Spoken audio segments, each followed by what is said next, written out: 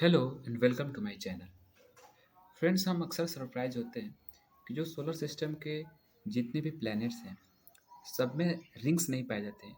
कुछ particular planets में rings पाए जाते हैं, जैसे जुपिटर, सैटर्न में, यूरेनस में आपको देखने को मिलेगा, नेपच्यून में भी आपको एक पतला सा रिंग देखने को मिलेगा। पर अर्थ में रिंग नहीं है, मार्स में रिंग नहीं है। तो आज हम समझते हैं ये रिंग का फॉर्मेशन कैसे होता है, उसका कारण क्या है। इसमें एक इम्पॉर्टेंट कॉन्सेप्ट है जिसको हम रॉस लिमिट बोलते हैं। देखेंगे कि रॉस लिमिट क्या होता है। रॉस लिमिट वो मिनिमम डिस्टेंस होता है। अगर कोई सेलेस्टियल बॉडी है, ये स्फेरिकल, इसके सेंटर से वो मिनिमम दूरी जहाँ पे एक सैटेलाइट बिल्कुल इंटैक्ट होकर के इसको रिवॉल्व करता रहे, वो जो डिस्टेंस है वो रॉस लिमिट कहलाएगा। ये एक ऐसा डिस्टेंस होता है कि रॉस लिमिट के अगर अंदर आ जाए ये सैटेलाइट, तो ये सैटेलाइट टॉर्न अपार्ट हो जाएगा, ये फट जाएगा और ये छोटे छोटे फ्रेगमेंट्स में बट करके वो गिर जाएगा इस सेलेस्टियल बॉडी पे। बेसिकली ये क्या है रॉस लिमिट? ये सेंटर से वो मिनिमम डिस्टेंस है, ये हो गया अपना रॉस लिमिट। इसको और अच्छे से देखते हैं। तो यहाँ पे ये जो येलो कलर में है एक सेलेस्टियल बॉडी को दिखाया गया है। ये जो सेलेस्टियल बॉडी है, it is being orbited by a mass of fluid. तो यहाँ पे एक फ्लूइड जैसा मास है, कुछ मान लीजिए ये भी एक सेलेस्टियल बॉडी है। इसकी जो डेंसिटी है वो डिफरेंट है। अब जब तक ये जो बाहर वाले सेलेस्टियल बॉडी है इस रॉस लिमिट से बाहर रहता है, तो इसके ऊपर इसका जो खुद का अपना ग्रेविटेशन है, खुद के ग्रेविटेशन से ये कंसोलिडेटेड रहता है और ये टॉर्न अपार्ट नहीं होता। तो ये जो सेलेस्टियल बॉडी ये खुद के ग्रेविटेशन से जो कि सेंटर की तरफ लगता है, ये कंसोलिडेटेड रहता है और स्फेरिकल रूप में यहाँ पे रहता है, डिसइंटीग्रेट नहीं हो पाता है। पर जैसे जैसे इस सेलेस्टियल बॉडी को, ये जो फ्लूइड बॉडी है, इसको अगर हम पास लाते जाएं, तो जैसे जितना पास ये रॉस लिमिट के पास में आएगा, इसमें डिफॉर्मेशन स्टार्ट हो जाता है।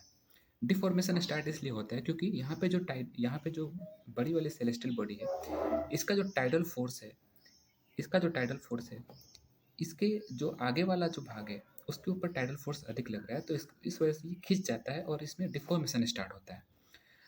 पर ये जो फ्लूइड बॉडी है, इसको अगर और पास लाएं, अगर हम रॉस लिमिट के पास लाते हैं, जैसे ही ये रॉस लिमिट को क्रॉस करता है, ये जो वाइट लाइन है ये अपना क्या है, रॉस लिमिट। जैसे ही ये वाइट लाइन या फिर रॉस लिमिट को क्रॉस करता है, इसमें डिसइंटीग्रेशन स्टार्ट होता है, छोटे छोटे फ्रेगमेंट्स में बटना स्टार्ट होता है।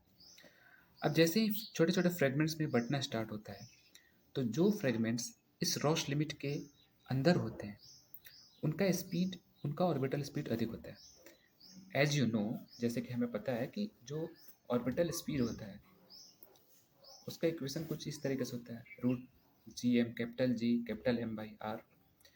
तो आर जितना ही कम होगा उसकी वेलोसिटी उतनी ही अधिक होगी।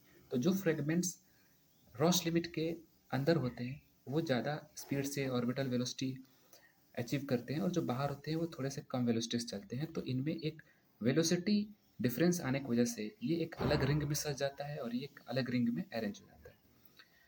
ना फाइनली जब सारे ये जो फ्लूइड बॉडी है जब बिल्कुल पूरी तरीके से डिसइंटीग्रेट हो जाता है, तब ये दो रिंग ऐसे बनाता है।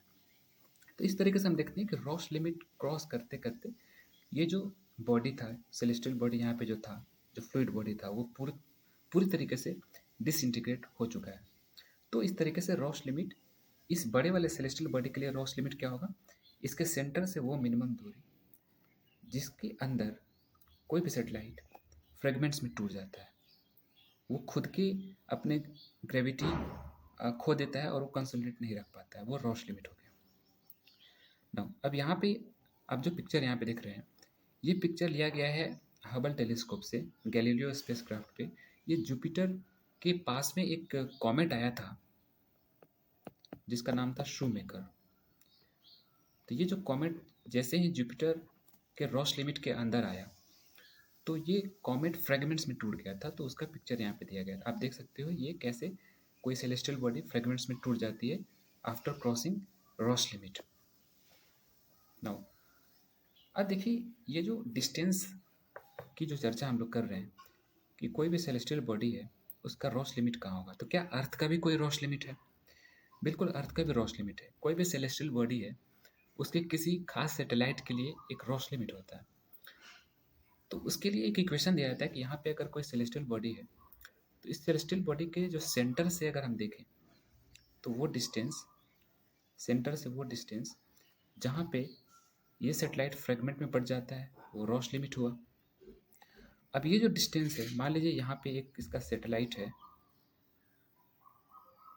सेटेलाइट की डेंसिटी डी एस, सेटेलाइट की जो डेंसिटी है रो एस है, और यहाँ पे जो प्लैनेट है, प्लैनेट की डेंसिटी रो पी मान लेते हैं। तो ये इक्वेशन होता है, ये जो डिस्टेंस का जो इक्वेशन होता है वो कुछ होता है 2.44 R, where R is the radius of planet,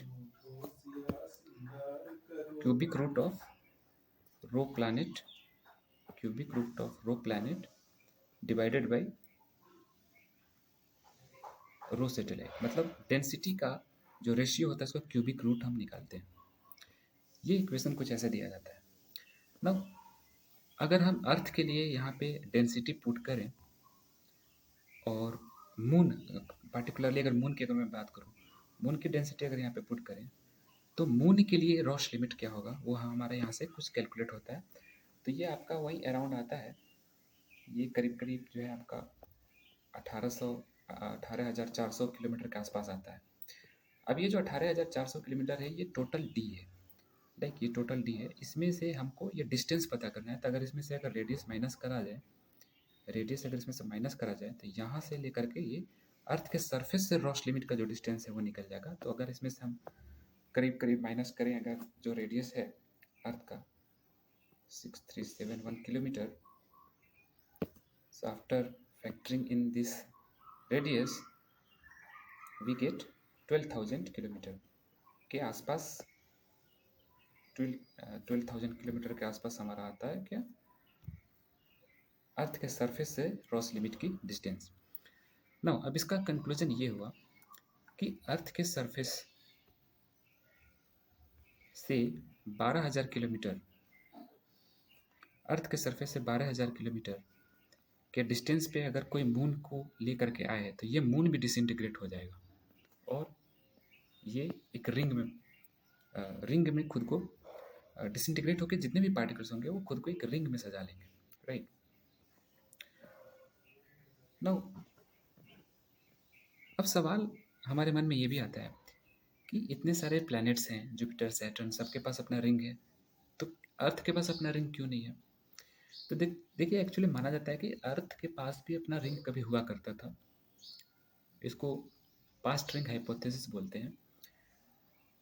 तो बहुत सारे ऐसे जो हमारे एस्ट्रोनॉमर्स हैं उनका ऐसा बिलीव है कि जिस समय जो एक जायंट इम्पैक्ट हुआ था, एक बहुत बड़े से जो एस्ट्रॉयड है अर्थ से आकर के टकराया था और वहाँ से जब मून का फॉर्मेशन हुआ था तो ये जो छोटे छोटे जो डेब्रिज निकले थे, ये डेब्रिज क्या थे, रॉस लिमिट में, अर्थ का जो रॉस लिमिट था उसके आसपास थे और इन्होंने अपना एक स्टेबल रिंग बना लिया।